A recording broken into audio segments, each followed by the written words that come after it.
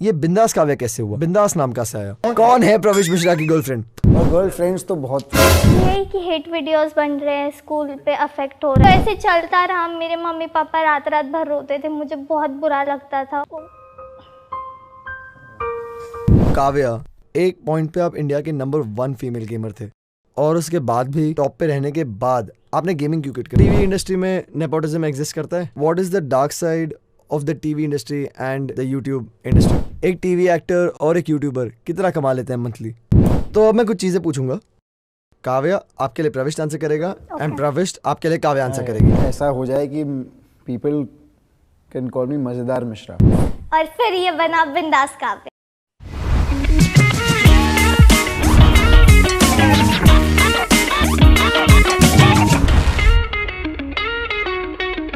Hello everybody, I'm Vinit Jain, your host of the Unboxing Podcast and welcome to another episode। जो हमारे आज के guest हैं, उनके साथ हमने बहुत सारा काम किया है।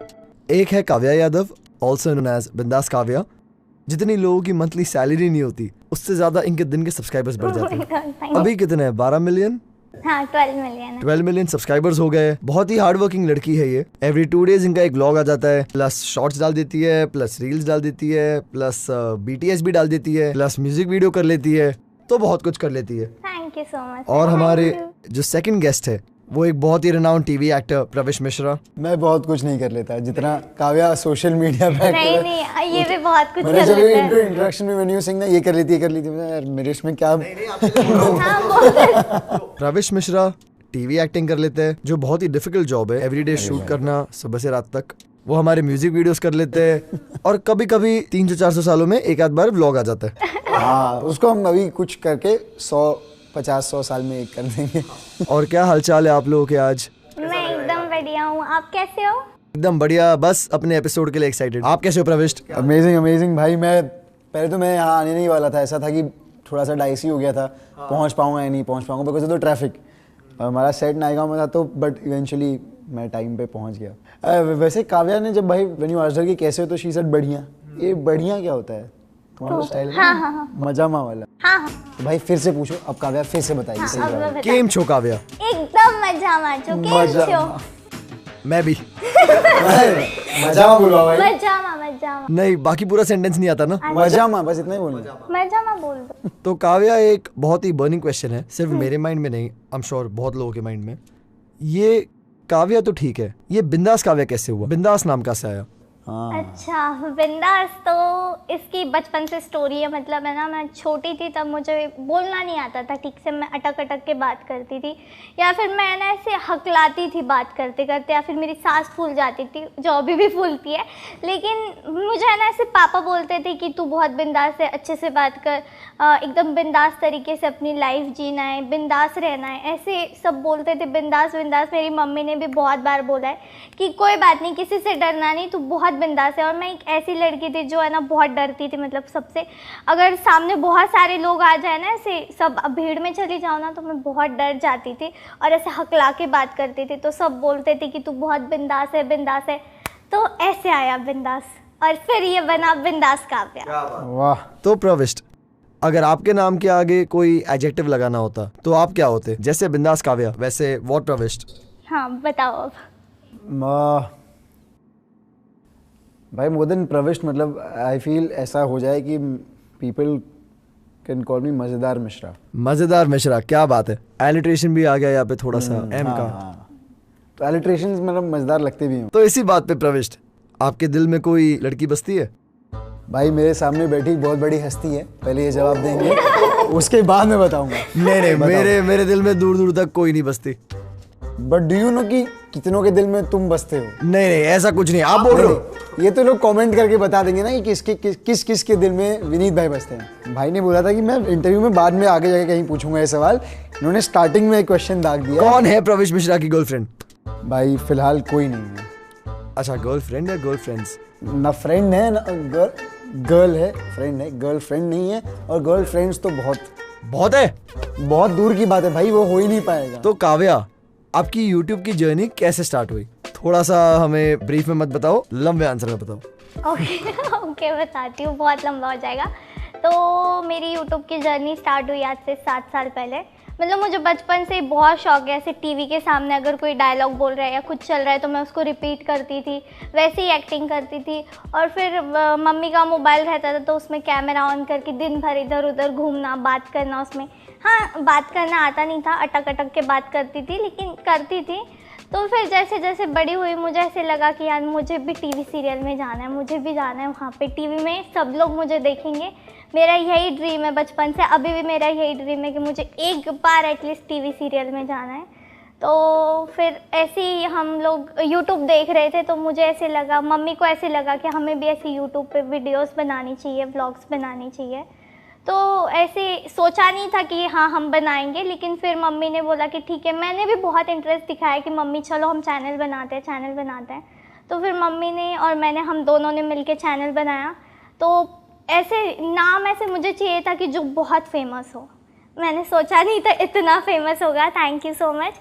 बट ऐसे चाहिए था कि जो सबसे यूनिक हो, सबसे अलग हो। तो फिर बिंदास बिंदास जैसे पापा बोलते थे, तो मैंने सोचा मम्मी हम बिंदास काव्या नाम रखते हैं। तो मम्मी ने बोला यस, तो मम्मी ने बोला कि चलो ठीक है ये नाम अच्छा है। तो वैसे यूट्यूब जर्नी स्टार्ट हुई और हम कहीं बाहर गए थे घूमने के लिए। तो फिर मैंने सोचा कि व्लॉग बना लेते हैं। तो ऐसे टूटा फूटा व्लॉग, मम्मी के मोबाइल में से बात करना नहीं आ रहा है, कुछ समझ नहीं रहा है, फिर भी ऐसे व्लॉग बना रही थी मैं। फिर उसको ऐसे मोबाइल पे ही एडिट किया, तब कुछ इतना नहीं समझ में आता था। मोबाइल पे एडिट किया, फिर मम्मी को बोला कि मम्मी बताओ इसको कैसे अपलोड करना है।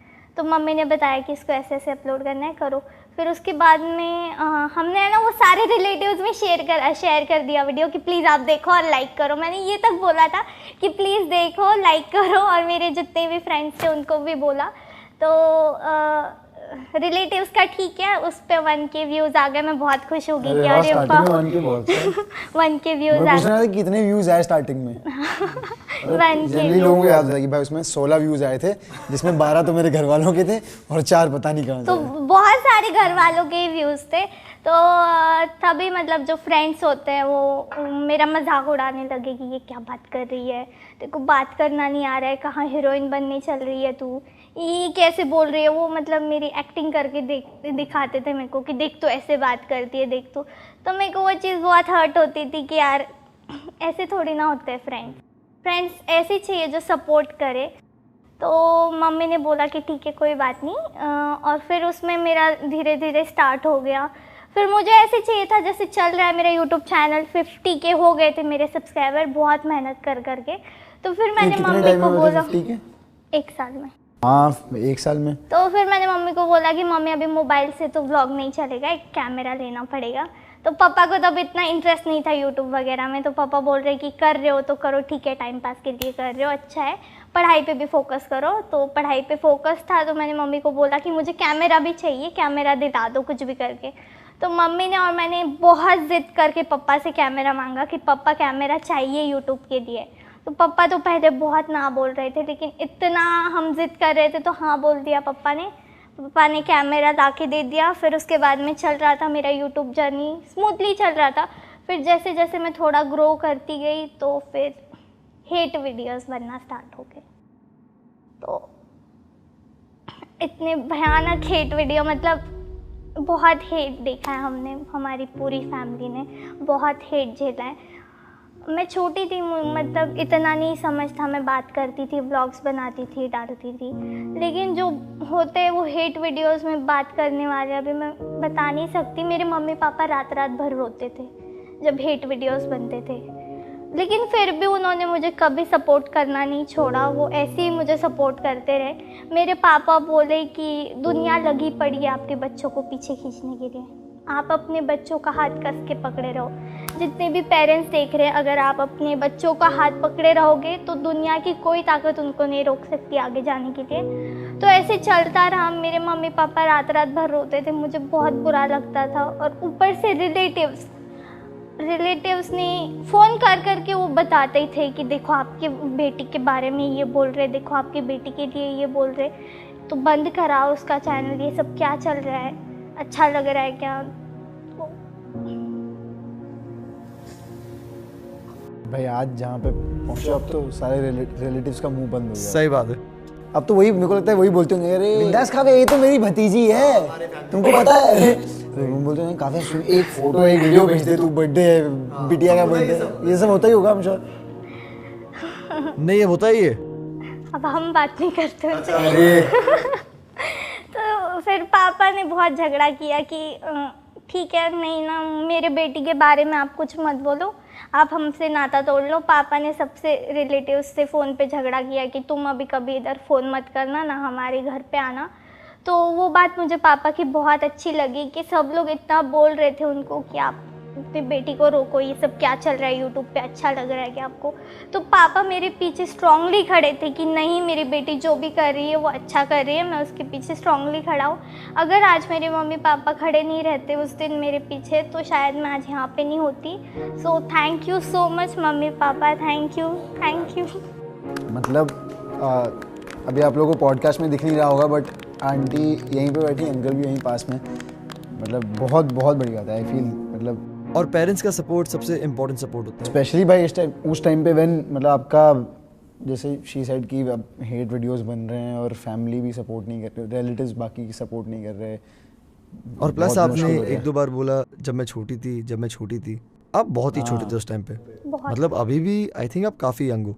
हाँ तो उस हिसाब से even at this age to have that kind of maturity, it's a very big thing. मैं शी सीन समझ इतना बड़ा जर्नी। हाँ मतलब 7 साल हो गए। तो ये तो मैं बता रही हूँ, लेकिन हमने ये देखा है, हमने ये झेला है, हम बता नहीं सकते क्या सिचुएशन हो गई थी घर की सब लोगों की। और ऊपर से मेरे स्कूल पे भी बहुत इफ़ेक्ट हुआ है यूट्यूब का, हेट वीडियोस का। मुझे मतलब तब इतना समझ नहीं था, तो हम जैसे मैं स्कूल जाती थी तो मुझे टीचर लोग साइड में बिठा देते थे सबसे कि नहीं तू उधर नहीं बैठेगी, तू उधर एक कोने में बैठना। मतलब सारे क्लासमेट एक जगह बैठे और मैं अकेली उधर बैठी हूँ। और फिर क्लासमेट में भी बहुत चेंजेस आए, जैसे वो पहले बात करते थे वैसे बात नहीं कर रहे थे।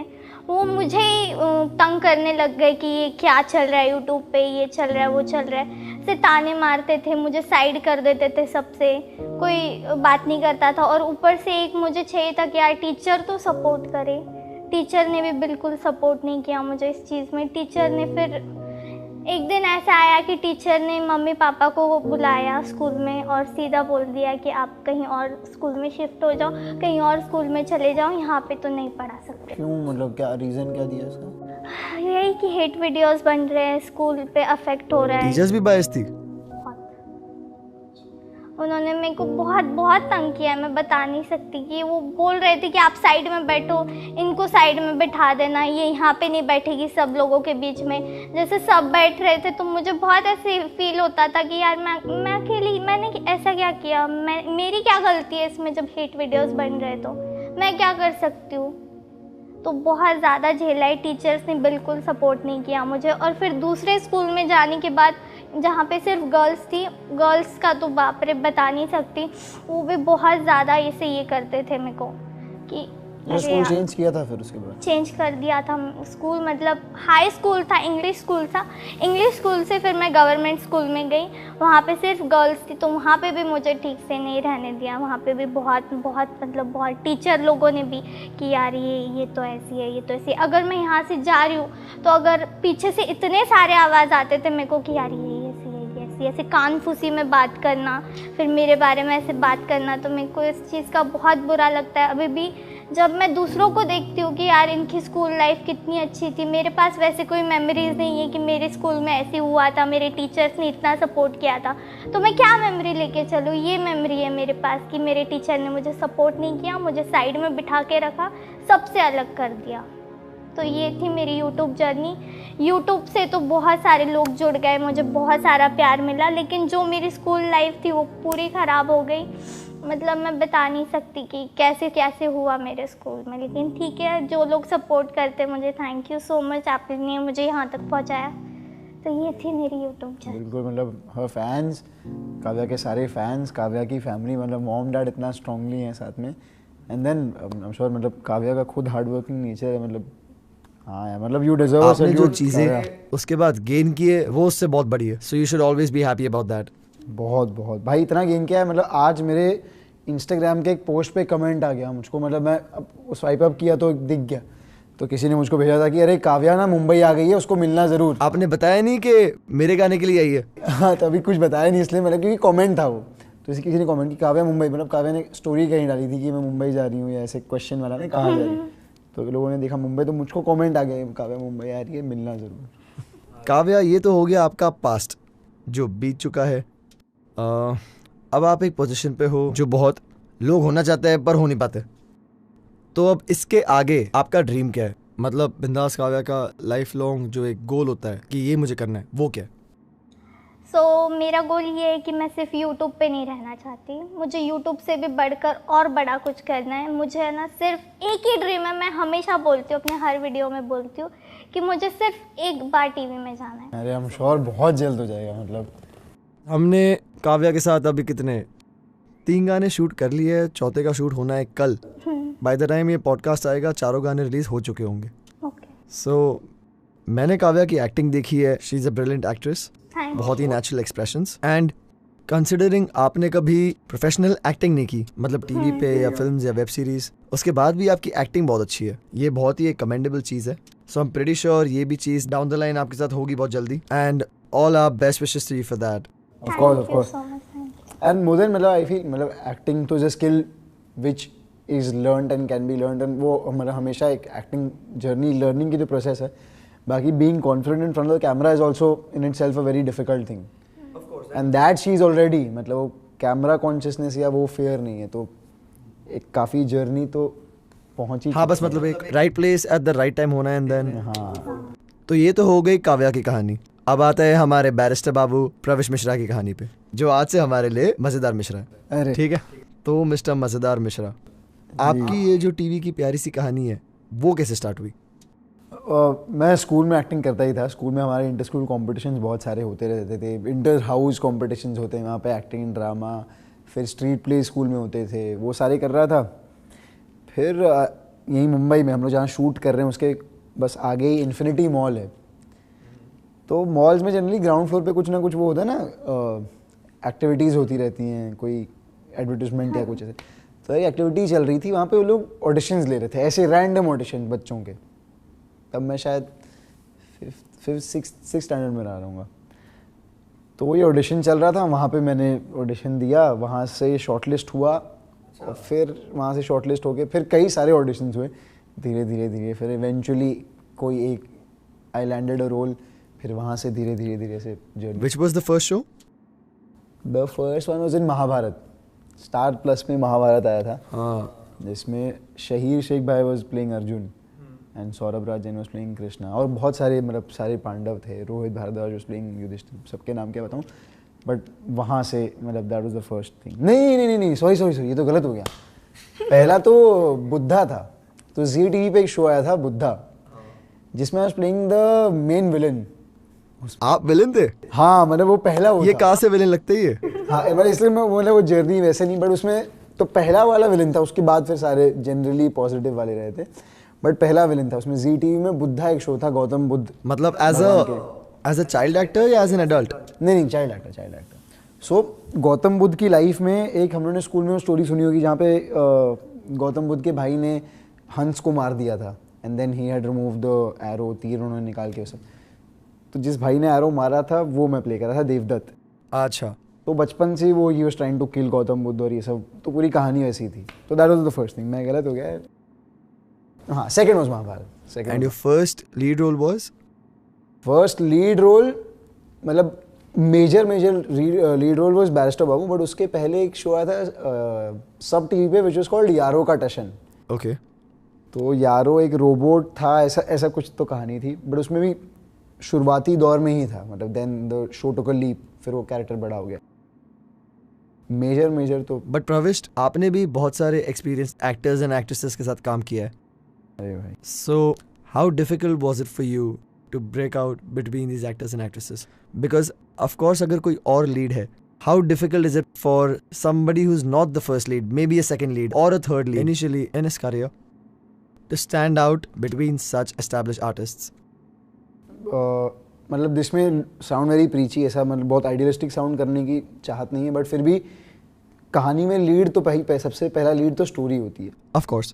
तो स्टोरी अगर सही हो तो वो है, बाकी coming back to your question, I been very lucky, मतलब मैं बहुत खुद को बहुत लकी मानता हूँ कि अब तक जितने भी सीनियर एक्टर्स के साथ मैंने काम किया है, मैक्सिमम बहुत ह्यूमिलिटी वाले हैं, बहुत ग्राउंडेड एक्टर्स हैं। मतलब कई सारों का मैं सुना हूँ कि यार बहुत एटीट्यूड वाले, मतलब थोड़ा सा एटीट्यूड होता है और वैसा, बट अब तक मैं जिनके साथ मुझे मौका मिला है काम करने का, ऐसा कोई नहीं था जिसमें ऐसा कि कुछ एटीट्यूड हो या कुछ। मतलब मैं जनरली हर किसी से कुछ ना कुछ सीखने का ही मौका मिला। बट नॉट बिकॉज आप यहाँ पर हो, बट ये मैं आपको बहुत ऑनेस्टली बोल रहा हूँ, ऐसे कुछ एक्टर्स हैं जिनसे मेरी बातचीत होती रहती है कभी काम से या कुछ, तो जिन लोगों ने आपके साथ काम किया है वो भी आपकी बहुत तारीफ करते, दिस से the exact same things for you, कि बहुत ही हम्बल है, बहुत स्वीट लड़का है। बस वही सीखा हूँ उन्हीं, मेरा एक्सपीरियंस रहा है प्रवेश के साथ काम करने का। जिन ने आपको बोला होगा ना मैं हूँ, उन्हीं से सीखा भी हूँ मैं वो होना। जो आप लोगों की इतनी लंबी और इतनी सक्सेसफुल जर्नी रही है, इस जर्नी में सबसे बड़ा कंट्रीब्यूशन किसका है? ये आप दोनों आंसर करो।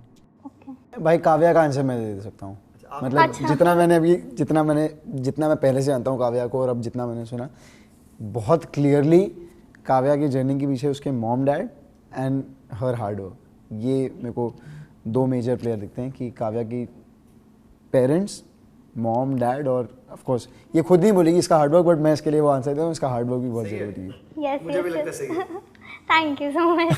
भाई मेरा आंसर काव्या को देने मतलब, चलो गैस मार लो। हाँ अब तो कैसे ही करना।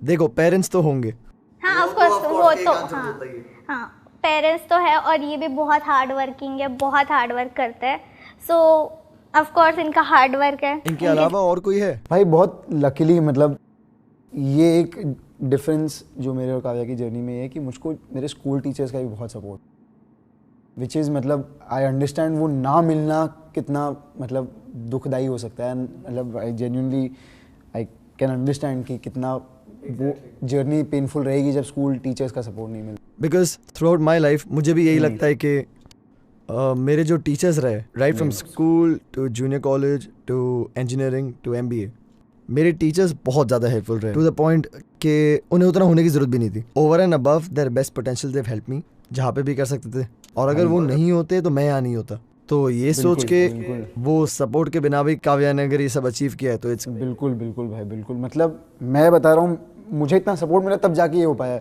और अब ऐसा है, मेरी जूनियर KG में मेरी टीचर थी शेरिल मिस, सीनियर KG में डैगमा मिस, ये क्लास टीचर्स के नाम बता रहा हूँ मैं। इनके अलावा तो फिर कितने सारे, मतलब स्कूल में रंजन सर, आशा मिस, ये सब बहुत सारे टीचर्स हैं। मतलब मैं नाम तो जितने लूँ उतने कम है। बट 12th में ना मेरे एक प्रोफेसर थे, अभय सर नाम है उनका। मतलब 12th में मैं तभी ना सिया के राम एक शो आया था स्टार प्लस पे, उसकी शूटिंग में थोड़ा सा मैं आउटडोर्स में बिजी था। तो 12th में मैंने ले लिया था, ISC था मेरा, और मैंने ले लिया था PCMB। अरे बाप रे, जिसको नहीं पता, PCMB is physics, chemistry, maths and biology. और अगर कोई सुपर ह्यूमन हो, सुपरमैन, तो भी वो नहीं कर पाएगा चारों साथ में। हाँ मतलब मुझको करना था PCB, मुझको करना था फिजिक्स, केमिस्ट्री, बायोलॉजी, पर मेरे पापा ने कहा कि भाई मैथ्स तो ज़रूरी है, लाइफ में ज़रूरी है, मैथ्स तो करना पड़ेगा। देसी डैड। हाँ, तो उनका बेसिक था, उनका था कि यार अभी समझो तुम कुछ नहीं कर पाए, आर्मी की भर्ती के लिए तो मैथ ज़रूरी होता है, तो 12वीं तक तो मैथ ज़रूरी है, तो मैथ्स ले लिया था, पर फिर पढ़ नहीं पाया था मैं। और उसमें 12th में तो कैलकुलस होता है, डिफरेंशिएशन, इंटीग्रेशन में सब कुछ। तो अभय सर ने मुझको बोर्ड्स के, मतलब 12th बोर्ड्स के 2 दिन पहले स्टोरी फॉर्म में मैथ सिखाया है। अच्छा। और अभय सर को मैंने अपनी लाइफ की, मैंने ना बहुत स्टार्टिंग मैंने पोइट्री लिखना शुरू की थी, तो उनको मैंने सिखाई थी। तो अभय सर ने मुझसे कहा था कि एक्टिंग तो तुम, और मैंने वहीं इंटर हाउस कंपटीशन में कुछ किया था, तो उन्होंने आके मुझको बोला था कि एक्टिंग तो तुम कर लेते हो। और जनरली बहुत कम किसी की तारीफ़ करते थे, तो मैं उसको बहुत आई होल्ड इट हाई। ये सेड कि एक्टिंग तो तुम कर लेते हो, बस इसको और सीखते रहना। फिर उन्होंने कहा था कि उर्दू भी सीखना बहुत ज़रूरी है। फिर मैंने उनको कहा था कि सर मैं, फिर मैंने इसी में मेरे को याद था कि मैं एक बार ना 10th के आसपास, रंजन सर एक मेरे प्रोफेसर हैं, उनको मैंने कहा था कि सर मैं ना घर छोड़ना चाहता हूँ। क्यों? तभी ऐसी कुछ तो मैं होता है ना, ये दौर में कुछ ऐसा रिबेल दिमाग में आता है। तो रंजन सर समझे कि बच्चा है, पर मुझको ऐसे नहीं बोले, बोले एक काम कर, तू छोड़ देना घर और तू चाय की टपरी डालना। तभी मोदी जी नए नए प्राइम मिनिस्टर बने ही थे। बोले तू चाय वाला बन जाना, मैं पैसा इन्वेस्ट करूँगा। तो मेरा कहने का मतलब है कि टीचर्स का सपोर्ट ऐसा था कि तू जो भी कर, we are with you, that was enough. तो सही बात है। तो फिर ये बताओ, घर छोड़ा कि नहीं? नहीं भाई, घर कहाँ छूटता है, वो तो बस बोले बचपने का ख्याल है, वो छोड़ता तो फिर मैं ही छूट जाता कहीं। तो काव्या, एक पॉइंट पे आप इंडिया के नंबर 1 फीमेल गेमर थे और उसके बाद भी टॉप पे रहने के बाद आपने गेमिंग क्यों क्विट कर दी? तो ये क्वेश्चन तो सबको बहुत है कि मैंने गेमिंग क्यों क्विट कर दी, क्यों छोड़ दिया। तो मैंने गेमिंग मेरे पापा की वजह से छोड़ी है। उसका भी बहुत बड़ा रीज़न है, बिकॉज गेमिंग तो अच्छा खासा चल रहा था मेरा। तो जो हेट वीडियोस थे तो मैं बहुत फ्रस्ट्रेट होती थी, बहुत मेरे को गुस्सा आता था। तो मैं सोचती थी कि यार गुस्सा किस पे निकालूं। तो गेमिंग तो खेल ही रही हूँ मैं गेम, तो कमेंट में आके ऐसे कुछ बोलते थे या फिर कुछ बोलते थे तो मैं उन पे पूरा फ्रस्ट्रेशन निकालती थी। ऐसे मैं पूरा भूल चुकी थी कि मैं लड़की हूँ, मैं पूरा लड़का बन के बात करती थी उनसे। अभी मैं सीधे सीधे बोलती हूँ, मैं गालियाँ दे देती थी उनको। अच्छा, उस उम्र में? हाँ बहुत, मतलब मैं ऐसे मुंह तोड़ जवाब दे देती थी। फिर वो क्या बोलेगा, कितना कमेंट करेगा, फिर मैं उनको कमेंट से भी ब्लॉक कर देती थी। अच्छा, तो वन वे अटैक। हाँ, तो फिर वो और फ्रस्ट्रेट होके दूसरे आईडी से आना, फिर वापस कमेंट करना। तो मैं बहुत बहुत मुंह तोड़ जवाब देती थी, गालियाँ भी दे देती थी। तो एक बार पापा ने सुन लिया तो मैंने बोला यार वो शिट, क्या हो गया अब मेरे से। तो उस टाइम पे थोड़ा सा पापा ने ऐसे आंखें दिखाई कि क्या चल रहा है। तो मैं थोड़ा सा कूल डाउन हो गई थी, 1-2 महीना कूल डाउन थी, फिर वापस मैंने वही रिपीट कर दिया। तो मम्मी ने मेरी शिकायत की कि ये देखो ये सब क्या चल रहा है, मतलब ये लड़का बन के बात कर रही है, बहुत ऐसे मुंह तोड़ जवाब दे रही है। तो फिर पापा आए, पापा ने बोला कि नहीं अभी ये सब नहीं चलेगा, ये सब बंद कर दो। मतलब खेलना है तो नॉर्मली खेलो, अच्छे से खेलो, लेकिन नहीं ये सब क्या चल रहा है, तो इसलिए बंद हो गया। तो प्रविष्ट और काव्या, फेमस होने के बाद आपके लाइफ में क्या चेंजेस है? मैं बताऊं पहले? हाँ बिल्कुल बिल्कुल। तो इधर नंबर बहुत बड़ा है ना। नहीं ऐसे नहीं है, मैं बोल रही हूँ, मैं बताऊं? नहीं बट वो इफेक्ट भी मैं समझ, बिल्कुल बिल्कुल मैं सुनना चाहूँगा पहले। ठीक है बताती हूँ। तो ऐसे पहले मैं ना कहीं पे भी बाहर चली जाती थी, मम्मी या फिर पापा को ले जाने की ज़रूरत नहीं पड़ती थी, मैं कहीं पे भी फ्रेंड्स वगैरह के साथ चली जाती थी। लेकिन फेमस होने के बाद मैं ना इतना बड़ा चेंज हो गया कि मैं अकेले बाहर नहीं जा सकती। मुझे किसी ने, मम्मी या फिर पापा या फिर मेरे मामा, उनको ले जाना पड़ता है साथ में। तो वो चीज़ मेरे को थोड़ी सी लगती है कि यार मुझे अकेले जाने का मन करता है, लेकिन नहीं जा सकते, मम्मी पापा को ले जाना पड़ता है फॉर सिक्योरिटी रीजंस। बहुत सारे लोग मिलते हैं तो नहीं लेके जा सकते। तो ये फेमस होने के बाद, लेकिन अच्छा हुआ कि मैं फेमस हुई। ठीक है, थैंक यू सो मच, मुझे फेमस किया आपने, इतना सपोर्ट किया। अब आप बताओ। तुम रोड पे पानी पूरी खा पाती हो? हाँ, मम्मी के साथ जाती हूँ तो खा लेती हूँ। तो एक शाहरुख खान का इंटरव्यू था, किसी ने देखा हो तो, कि शाहरुख खान बोल रहे थे कि क्या आप जूहू बीच की पाव भाजी मिस करते हो? वो बोले नहीं करता मैं, मुझे अच्छा लगता है जब पाव भाजी मेरे घर आती है और साथ में रहता। ये देखा था। तो मुझे लगता है कि ये एक फेमस होने के एक ऑफ कोर्स बहुत कम कुछ नेगेटिव्स है तो बहुत सारे पॉजिटिव्स भी है। बहुत पॉजिटिव है। So yeah there are always two sides to a coin. चलो प्रविष्ट, अब आप बताओ। मिस्टर मजेदार मिश्रा। ये नाम अब मुझको लगता है you will make it the name. गाने में स्टार्टिंग में ना इस बार मजेदार मिश्रा आने वाले, प्रविष्ट मिश्रा नहीं।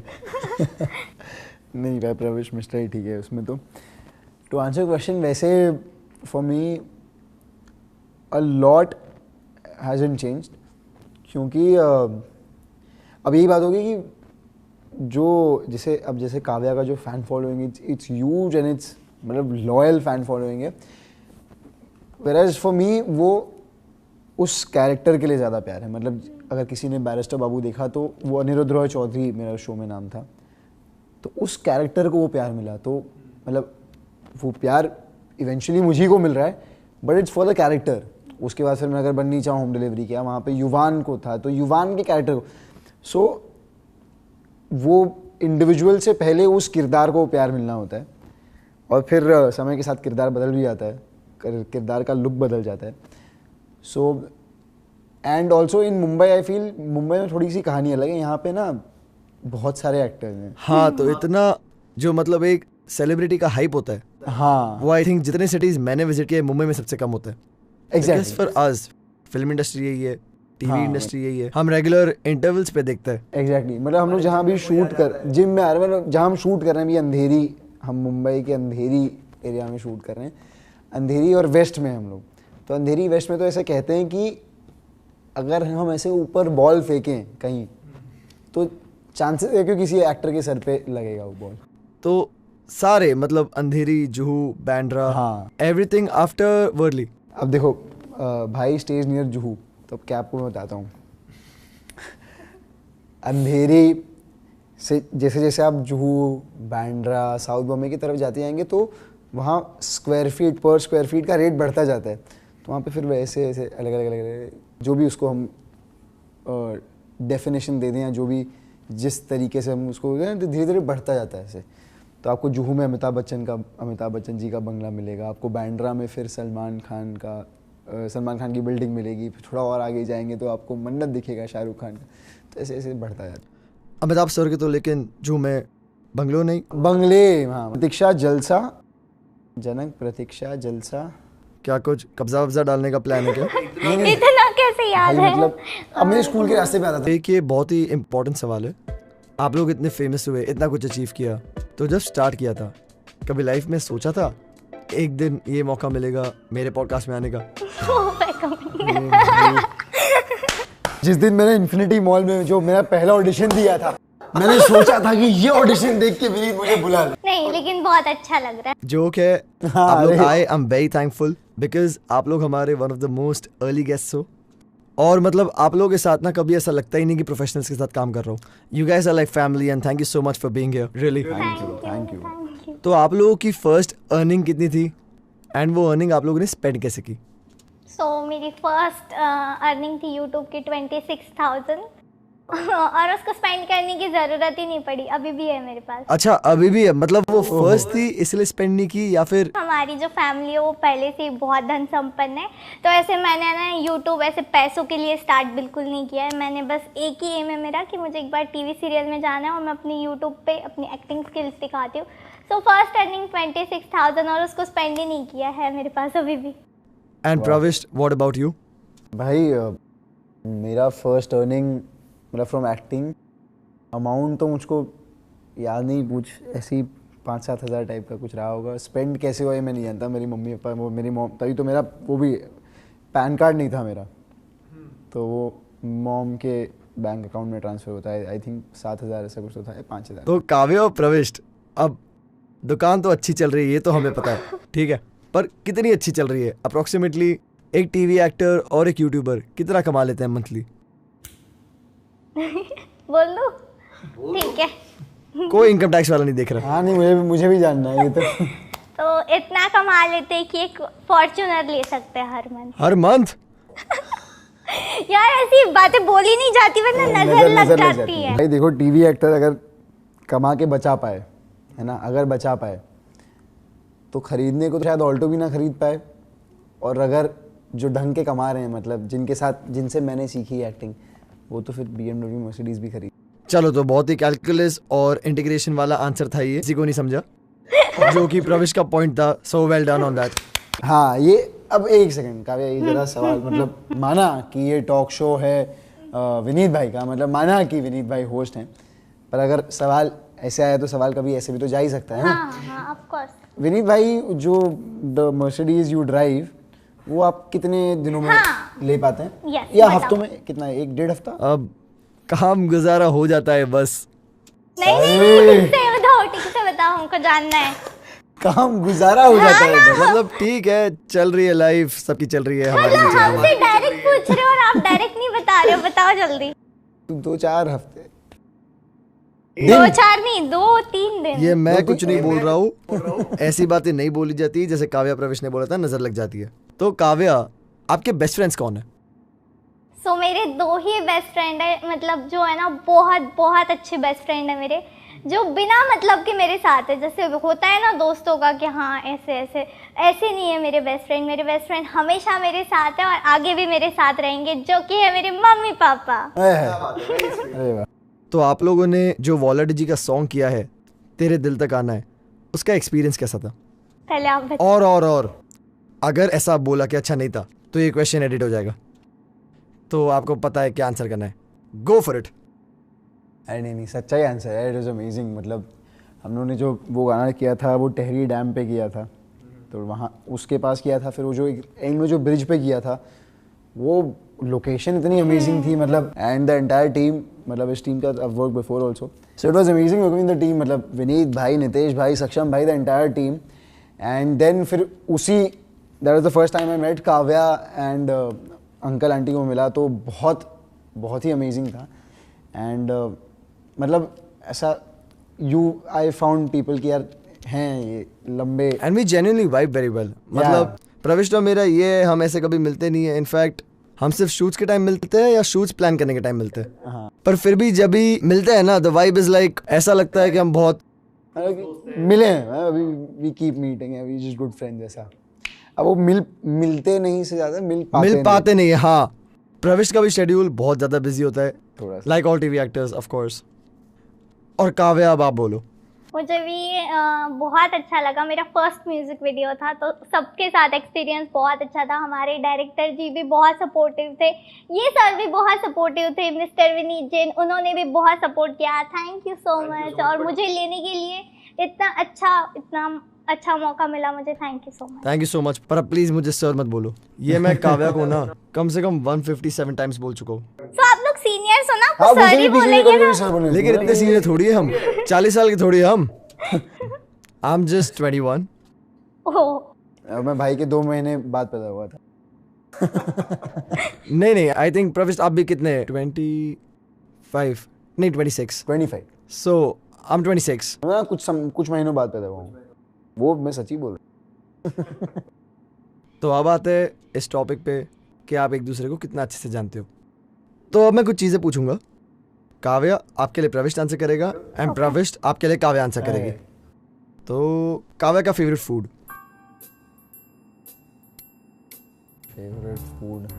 प्रोसेसिंग। तो कहीं मार लो, इससे तो बेटर ही होगा। दाल चावल। ओके ठीक है। बट वैसे फेवरेट फूड वैसे क्या है काव्या? पाव भाजी। अरे यार, मेरे मन में कुछ समय के लिए आया था, मैं झूठ नहीं बोल रहा हूँ, सच्ची आया। नहीं आया था प्रविष्ट। अरे सच में ऐसा आया झूठ था। मत बोलो, हमें पता ही नहीं आया था प्रविष्ट। नहीं भाई, सच में आया था। जब हम लोग वहाँ पे डिनर कर रहे थे तब ये अभी जब ये बोल रही ना, हल्का सा मुझको भी याद आ रहा बिल्कुल हल्का सा नहीं आया। है। अरे नहीं भाई, मैं क्या बताऊँ। चलो अभी काव्या आप बताओ प्रविष्ट का फेवरेट हॉलिडे डेस्टिनेशन। क्या हो सकता है हॉलिडे डेस्टिनेशन? चलो हिंट दे दो। यूपी। गांव। क्या? गांव। हाँ, मतलब गाँव जाना अच्छा तो लगता है, मजा आता है। फेवरेट क्या है? फेवरेट क्या है वो बताओ ना, मुझे थोड़ी पता होगा। फेवरेट मतलब कोई ऐसे सिंगल फेवरेट नहीं है। हाँ। बट जनरली मुझे ऋषिकेश जाना, हरिद्वार जाना बहुत पसंद है। तो काव्या का फेवरेट बॉलीवुड एक्टर। शाहरुख खान। हाँ चलो ठीक है, ये भी पसंद है। ये फेवरेट कौन है? सलमान खान। भाई देखो क्या बात है, सलमान खान मुझे पसंद है। तो मैं सोचा कि इनका कुछ अलग होगा, तो मैं शाहरुख खान बोल के देख लूँ अभी, क्योंकि बीच में भी सेड अबाउट सम इंटरव्यू ना, तो काव्या ने कहा मैंने सुना है वो इंटरव्यू, तो मुझे लगा शाहरुख खान शायद। अच्छा चलो, ये भी प्रविष्ट ने जस्टिफाई कर लिया। जवाब गलत था, मैं मानता हूँ। अब काव्या बताओ प्रविष्ट की फेवरेट एक्ट्रेस।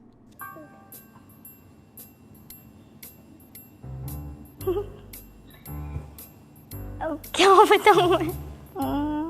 चलो रॉन्ग नहीं, कुछ हिंट दे दो। हाँ हिंट दे दो, चलो हिंट। चलो एक हिंट दे दो। यार फिलहाल जो फेवरेट हैं वो उनके कुछ समय पहले शादी हुई है। ऐसे बहुत सारी है। हाँ ना, अभी तो कितने? अभी हिंट, तो अभी मैं नाम ही बता दूं। अभी किसकी शादी हुई है? कियारा आडवाणी। कियारा आडवाणी। कियारा आडवाणी पसंद है, बट फेवरेट फिलहाल तो आलिया भट्ट है। I like her acting. अभी थोड़ी शादी हुई है उनकी। हाँ मतलब थोड़ी देर पहले, तो मतलब ऐसा लगता है कि कुछ मंथ पहले या कुछ। नहीं मतलब चलो ठीक है, आलिया भट्ट बता दिया, मैं जीत गई। So winner is none of them. कोई भी किसी को नहीं जानता। आपने शूटिंग बहुत कम की ना हमारे साथ। अभी पहला म्यूजिक वीडियो है, कल हम लोग फिर शूट करेंगे। जब 2-3 म्यूजिक वीडियो हो जाएं, जब 2-3 बार काम कर लें जब साथ में, तब जाके तो पता चलता है ना। हाँ, जानने का टाइम ही नहीं दिया हाँ, आपने। इसमें कमी, मतलब इट्स योर फॉल्ट। चलो विनीत सर, आप मुझे ये बताओ, आपके दिल में कौन सी हीरोइन बसती है? बताओ भाई, ये सवाल। सोच रहे हैं। देख बहुत सारी है ना, सबसे ऊपर कौन देखो है? मैं जो सबसे बड़ा फैन हूँ, हीरोइन का भी हुआ है, appreciate the acting of a lot of actresses, but मैं फैन हूँ सबसे बड़ा शाहरुख खान का।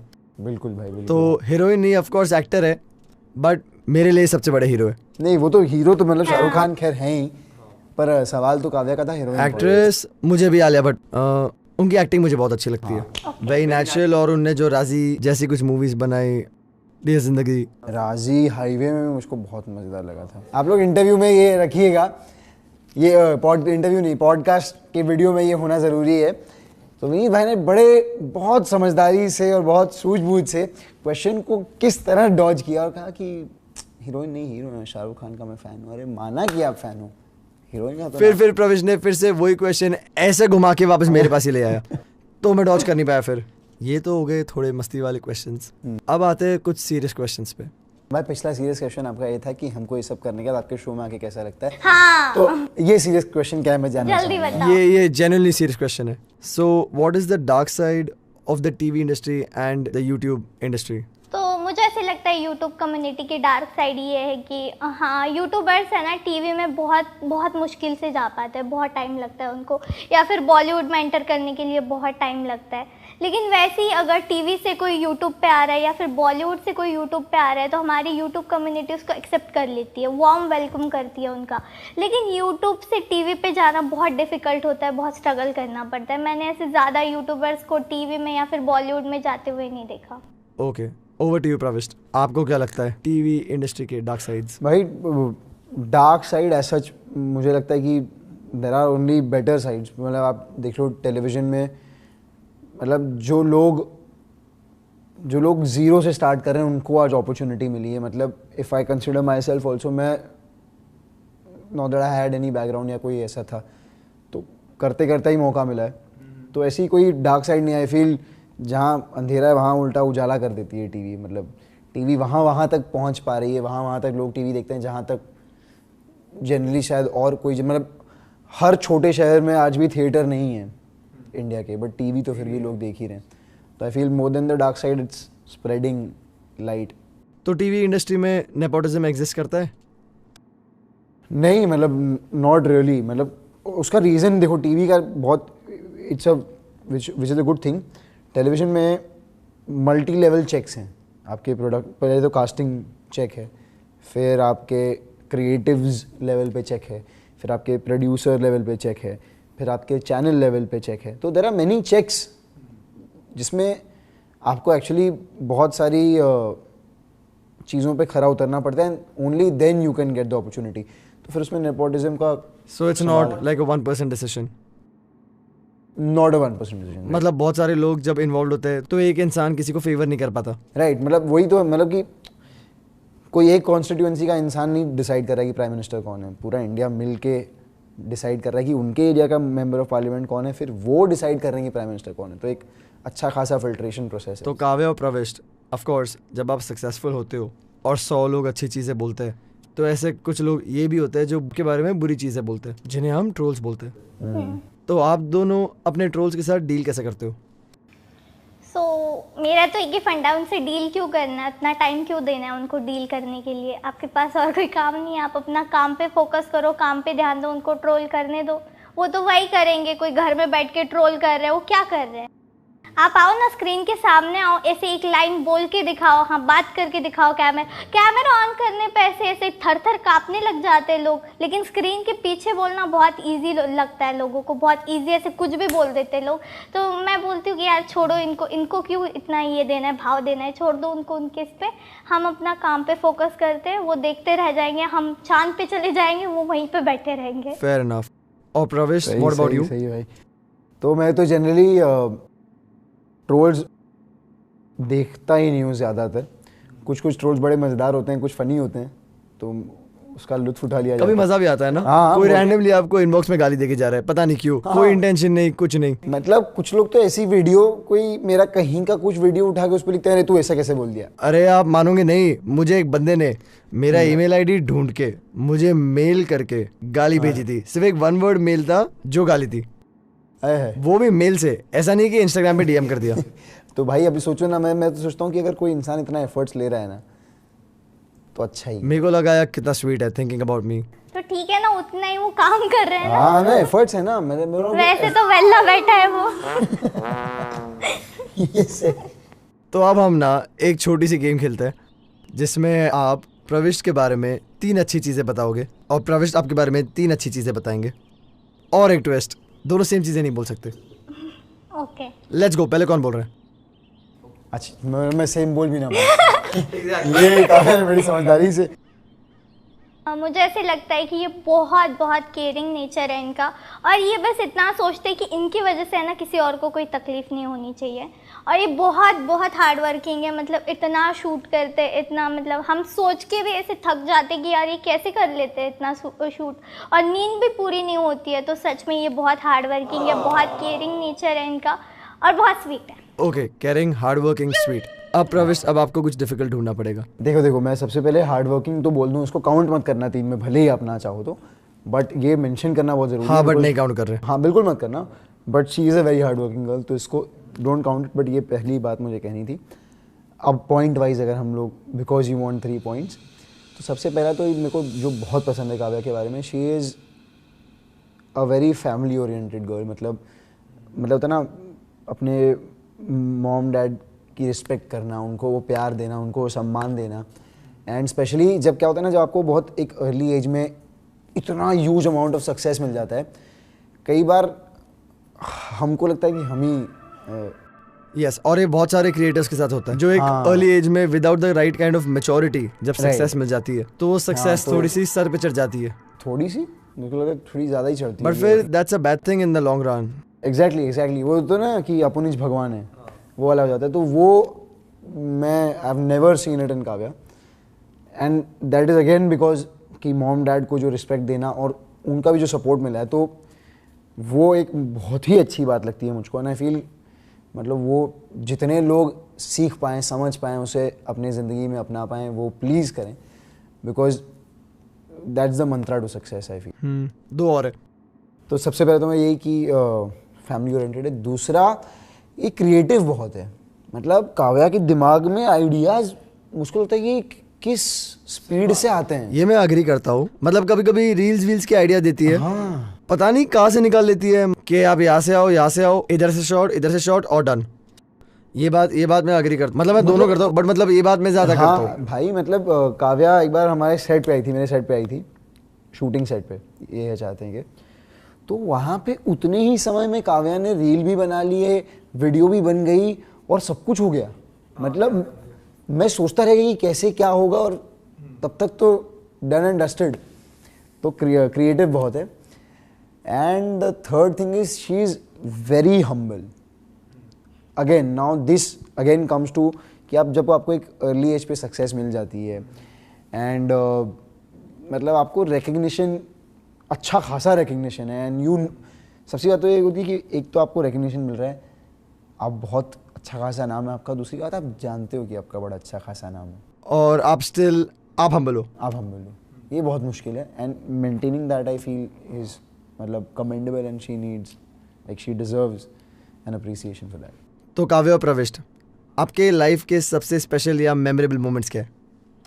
मेरा तो, मैं जब 8 साल गांव में रहने के बाद फर्स्ट टाइम सिटी आई, वो सबसे मेमोरेबल मोमेंट था, क्योंकि मुझे पता ही नहीं था कि सिटी कैसी होती है। मैं 8 साल गांव में रही हूँ बचपन में, तो वो एकदम ऐसे चमकता हुआ मोमेंट था। मेरे को अभी भी याद है कैसे हो रहा था सब कुछ। मैं सब देख रही थी कि यार ये कहाँ आ गई मैं, ऐसे वाला मोमेंट था।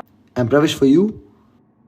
भाई there is no single moment, मतलब देयर वैसे बड़ी कुछ जो मतलब याद रह गया हो कि यार ये कुछ है स्पेशल, या चलो एक नहीं, मतलब okay, let's make it a little more concise.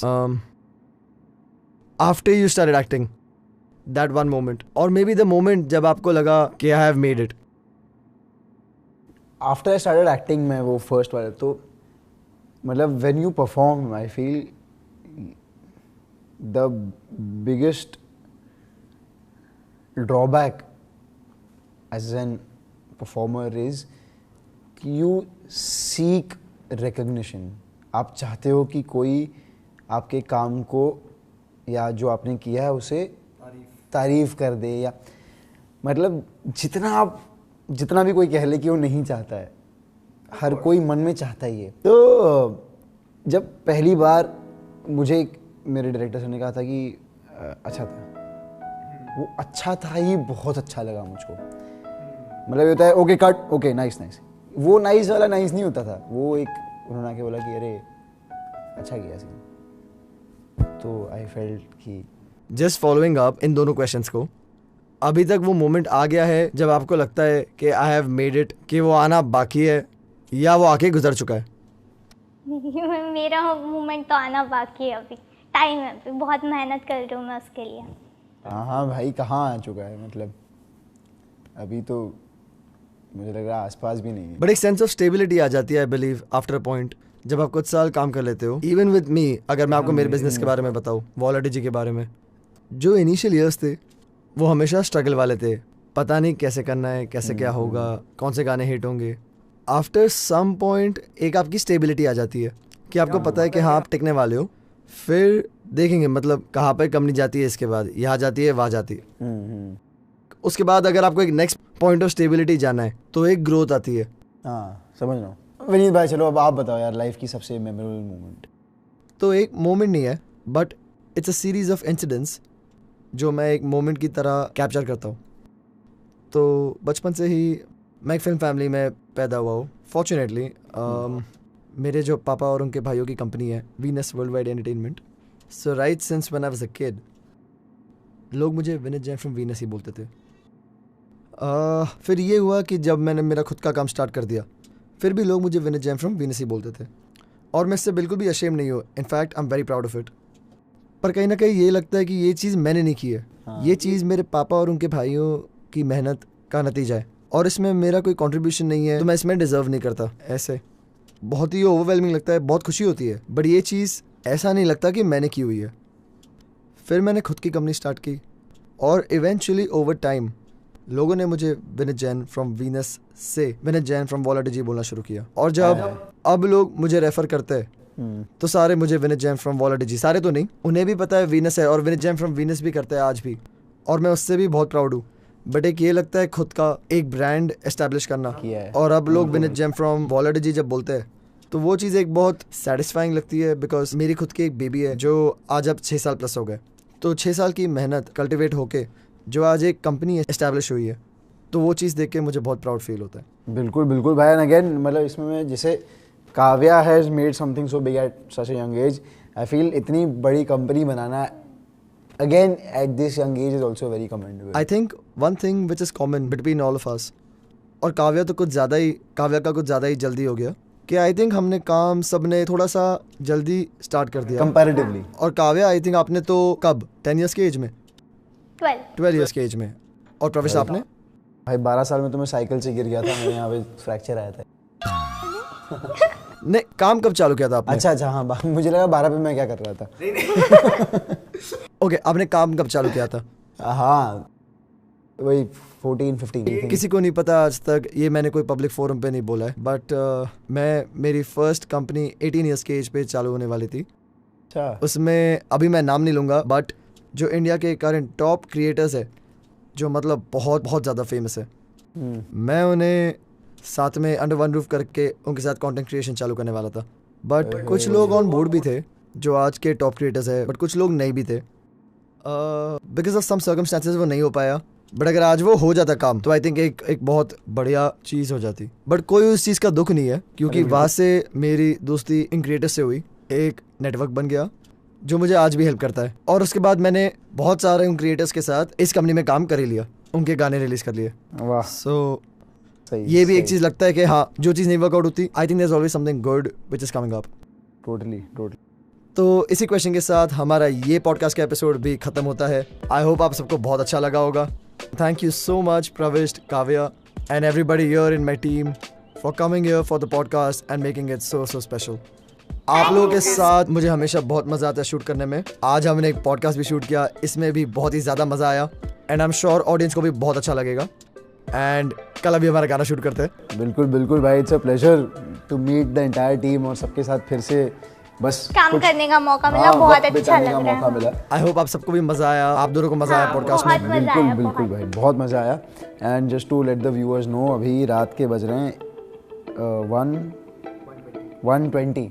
इसी के साथ हम बताना चाहते हैं कि हमें इस एपिसोड में बहुत मज़ा आया, एंड वी श्योर कि जितना आराम मिल सके हम वो आराम करके वी विल मेक श्योर कि हम कल के गाने की शूटिंग में भी अपना 100% दें, एंड आप इस पॉडकास्ट को भी पसंद करें एंड ऑल्सो दोस्तों। हाँ, और अगर आपको भी पॉडकास्ट अच्छा लगा तो कमेंट में बता देना। और आप अपने फैंस के लिए क्या बोलना चाहते हो? सो मैं तो यही बोलना चाहती हूँ कि आप लोग मुझे ऐसे ही आगे प्यार करते रहिए, ऐसे ही सपोर्ट करते रहिए। आपने इतना प्यार किया है मुझे बहुत अच्छा लगता है जब ऐसे ग्रैंड पेरेंट्स आके मुझसे पूछते हैं, बोलते हैं कि हम आपके वीडियोस देखते हैं, तो मुझे ऐसे बहुत दिल से अच्छा लगता है कि अरे वाह, मतलब इतने ग्रैंड पेरेंट्स मेरे वीडियो देख रहे हैं, मुझे बहुत दिल से खुशी होती है। So thank you so much. आप अपना प्यार ऐसे ही बनाए रखें और प्लीज़ प्लीज़ प्लीज़ अपना प्यार ऐसे ही बनाए रखें। Thank you. वाह, मैं सोचूं मतलब काव्या के फैन वैसे मैं सोच रहा हूँ कि बच्चे भी हैं, हाँ, young people and then senior citizen, मतलब ऐसा रेंज है पूरा। Amazing. And just to address everyone who is been supporting me in my journey, अब शुरुआत से लेके अब तक, एंड आई होप आप आगे भी सपोर्ट करें। अगेन मैं ये बात बताना चाहूँगा, ये विनीत भाई ने शायद मिस कर दी, मुझे वॉला डीजी में आने का reason were the fans, my fans who actually DMed him. तो स्पैम्ड मी। स्पैम, अच्छा एक सिंगल डीएम नहीं, बहुत सारे अभी भी करते हैं। है। तो भाई इससे ज़्यादा मैं क्या मतलब थैंक यू बोलूँ या क्या बोलूँ। मतलब हम दोनों मुंबई में रहते हैं, हम दोनों का स्कूल बहुत करीब था, हम दोनों we are almost the same age, इतना पास होके भी वी नेवर कनेक्टेड, और फैंस के थ्रू वी कनेक्टेड। आप सबके through I got this opportunity, आप सबके through I got the opportunity, ये मौका मिला इतने सारे इतने मज़ेदार लोगों को मिलने का। सो मतलब मैं जितना शुक्रिया अदा करूँ वो कम है। तो अगर आपको ये पॉडकास्ट अच्छा लगा तो प्लीज़ लाइक करिए और अपना फेवरेट मोमेंट कमेंट्स में बताइए। अब इतना सब कुछ कर ही दिया है तो सब्सक्राइब करना मत भूलिए। Subscribe to the unboxing podcast.